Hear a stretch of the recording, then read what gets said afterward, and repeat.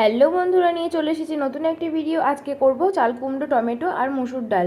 এর মধ্যে আমি কোনো রকম তেল চিনি অ্যাড করব না। তেল ঘি চিনি যেটাই বলুন, ঘি বাটার কিচ্ছু আমি অ্যাড করব না। জাস্ট এটা একটা ডায়েটের মধ্যে, যারা ওয়েট লস করতে চাইছেন কিন্তু খেতে ভালো চাইছেন তাদের জন্য এটা। আমি এখানে দিয়ে দিয়েছি টমেটো, চাল কুমড়ো, ডাল আর জল আর মুসুর ডাল। মুসুর ডালটা না দেওয়াই দরকার যেহেতু স্যালিসিলিক অ্যাসিড থাকে, কিন্তু আমার দেখুন মুগ ডালটা শেষ হয়ে গেছিলো বলে আমি এখানে মুসুর ডালটা অ্যাড করেছি। এই যে সেদ্ধ হয়ে গেছে, আমি যে খুব একটা ডিপলি বয়েল করব তা না, হালকা হালকা একটু কাঁচা কাঁচা রাখবো, সেদ্ধ হয়ে যাবে। এবার এর মধ্যে আমি একটু ফুটিয়ে নেব, সেদ্ধ করার পর আমি হালকা করে ফুটিয়ে নেব। এবার এর মধ্যে আমি অ্যাড করে দেব গরম জল। এবার আমি গরম জলটা দিচ্ছি, যেহেতু এবার এটা আমি নামিয়ে দেবো। এবার নামানোর গরম জলটা দেওয়ার পর কিছুক্ষণ আমি ভালো করে নাড়ানাড়ি করে নেব। আর এর মধ্যে আরেকটা কথা, আমি কাঁচা লঙ্কা দিয়েছি কিন্তু আদার্স কোনো শুকনো লঙ্কা, আদার্স কোনো দোকানের মশলা আমি কিচ্ছু দিইনি, জাস্ট নর্মাল সবজি দিয়েছি।